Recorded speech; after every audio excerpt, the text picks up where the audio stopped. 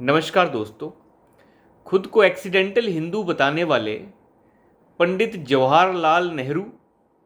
जो इस देश के पहले प्रधानमंत्री बने, जो इंसान ये कहे कि मैं एक एक्सीडेंटल हिंदू हूँ और कल्चर से मैं, विचारों से मैं मुस्लिम हूँ और क्रिश्चियन हूँ, वो इंसान बना हिंदुस्तान का पहला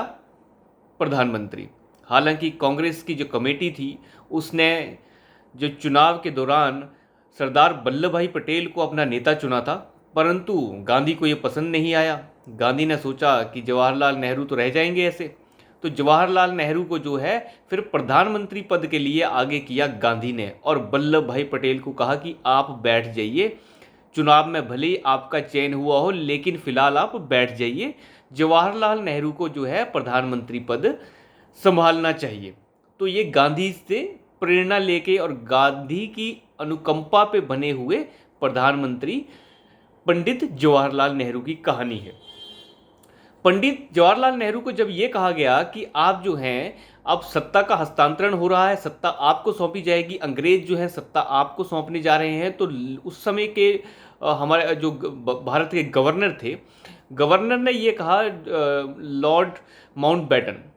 लॉर्ड माउंटबेटन ने यह कहा कि आप एक काम कीजिए, कोई ऐसी सांस्कृतिक चीज़ तो मुझे दीजिए जिसे मैं आपको सौंपूं और जिससे कि सत्ता का हस्तांतरण हो जाए। अब डायरेक्टली ऐसे तो हो नहीं सकता कि मैं हस्ताक्षर कर दूं और हाथ मिला लूं तो सत्ता मैं आपको सौंप दूं। कुछ ऐसी चीज़ तो मैं आपको सौंपूं जिससे कम से कम ये आपकी संस्कृति से जो जुड़ी हुई चीज़ हो, ताकि ये एहसास हो सके कि सत्ता का हस्तांतरण अंग्रेज सरकार जो है भारत सरकार को कर रही है या किसी प्रधानमंत्री को कर रही है। तो नेहरू जी चुप हो गए, उनके पास कोई खास जवाब नहीं था, क्योंकि भारतीय और सनातन संस्कृति का उन्हें कुछ खास नॉलेज था नहीं, क्योंकि वो तो वैसे भी कहते हैं कि मैं तो एक तरह का क्रिश्चियन और मुस्लिम हूँ, पता नहीं क्या क्या, और मैं एक्सीडेंटल हिंदू हूँ, लेकिन मुझे हिंदुस्तान का प्रधानमंत्री बनना है। तो उस समय उन्होंने जो है एक बड़े ही सनातन और सनातन का अच्छा नॉलेज रखने वाले साउथ के और तमिल जानकारी रखने वाले उनसे बातचीत की और उनसे ये कहा कि आप कुछ ऐसी चीज़ बताइए जिसे मैं सत्ता के हस्तांतरण के लिए जो है इस्तेमाल कर सकें, और जो माउंटबेटन है वो मुझे उस चीज़ को सौंपे और सत्ता का हस्तांतरण हो जाए। तो उस समय की जो बात थी, अब क्या हुआ कि इसके बारे में विचार विमर्श शुरू हुआ कि भैया अब इसके बारे में क्या करना चाहिए। तो इसके बारे में फिर जो है एक मत ये बना कि अब जो है नेहरू जो है सेंगोल का इस्तेमाल करेंगे। सेंगोल जो है एक सांस्कृतिक धरोहर की तरह जो है इसे समझा जाता है तमिल में,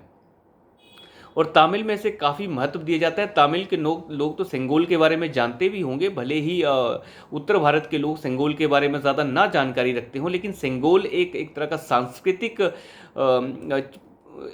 एक तरह का सांस्कृतिक चिन्ह भी आप इसे कह सकते हैं, जिनके ऊपर नंदी विराजमान रहते हैं और नंदी विराजमान होते हैं, और नीचे की तरफ आप आएंगे उसके, तो नीचे की तरफ जो है उसके ऊपर जो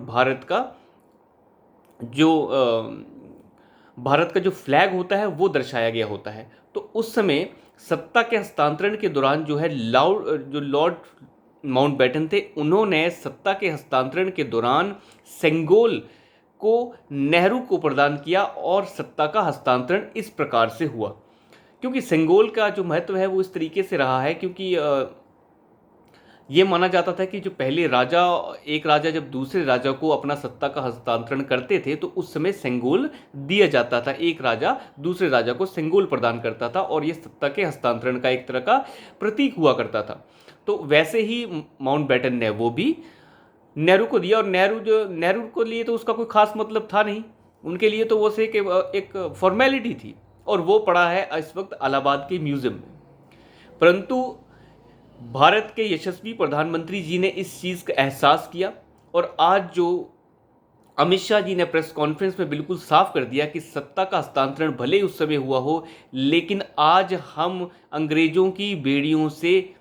आज़ाद होने की राह पर चल पड़े हैं। अंग्रेज़ों द्वारा समर्पित हमें इस पुरानी पार्लियामेंट की अब आवश्यकता नहीं है, अब हम गुलामी की जंजीरों को तोड़कर बाहर निकलने की कोशिश कर रहे हैं। तो इसलिए 28 मई को जो नई पार्लियामेंट का उद्घाटन होने जा रहा है, उस उद्घाटन के दौरान सेंगोल जो चिन्ह है, सेंगोल की जो पूरी की पूरी सांस्कृतिक धरोहर है उसको जो है लोकसभा में अध्यक्ष की चेयर के साथ रखा जाएगा। तो आप ये अंदाज़ा लगाइए कि सेंगोल जो है अब भारत की संस्कृति में फिर से विराजमान होने जा रहा है और सेंगोल को अब लोकसभा अध्यक्ष की जो कुर्सी है उसके साथ लगाया जाएगा।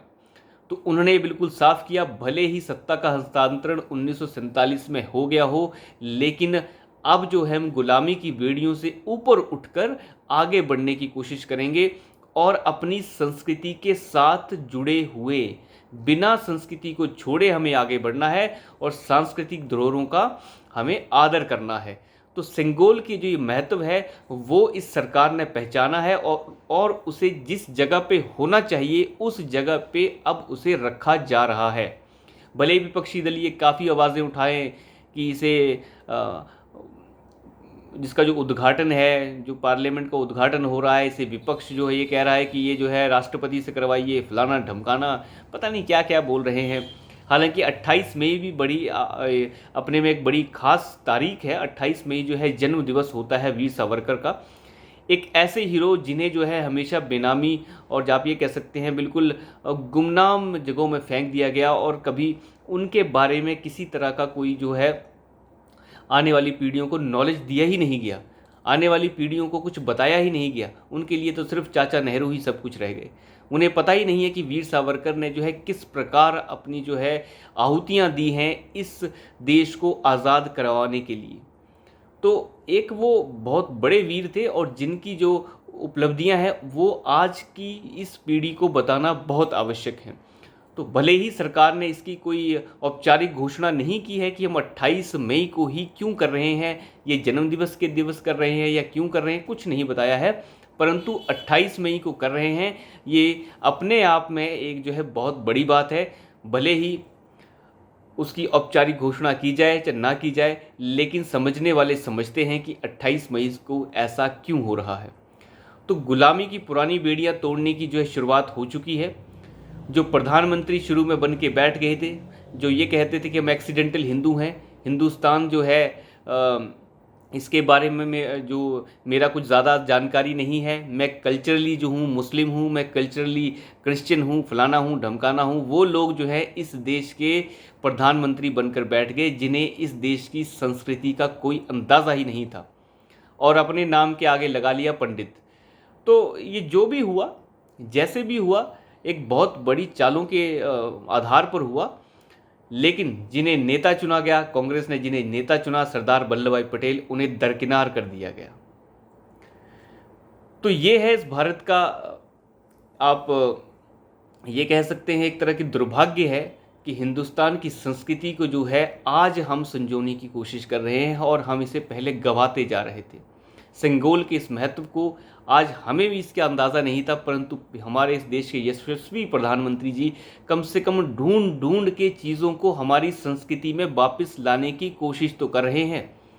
जिन हिंदुओं का दिमाग बुझ चुका है, कम से कम उन्हें लाइन पे लाने की कोशिश तो कर रहे हैं। हर देश की अपनी सांस्कृतिक धरोहरें होती है, चाहे आप कंबोडिया चले जाइए, वियतनाम चले जाइए, चाइना चले जाइए, आप चाहे अमेरिका चले जाइए, कम से कम वो अपनी सांस्कृतिक धरोहरों को संभाल कर तो रखते हैं। हम तो उनके ऊपर पांव रख के आगे बढ़ने की कोशिश कर रहे हैं। तो जो सरकार ये जो कर रही है, सेंगोल की जो स्थापना है वो पार्लियामेंट की कुर्सी के बगल में, अध्यक्ष की कुर्सी के बगल में हो रही है। ये एक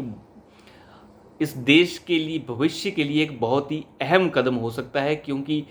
बहुत सारी चीज़ें होती हैं हमारी संस्कृति में जिन्हें शुभ अशुभ माना गया है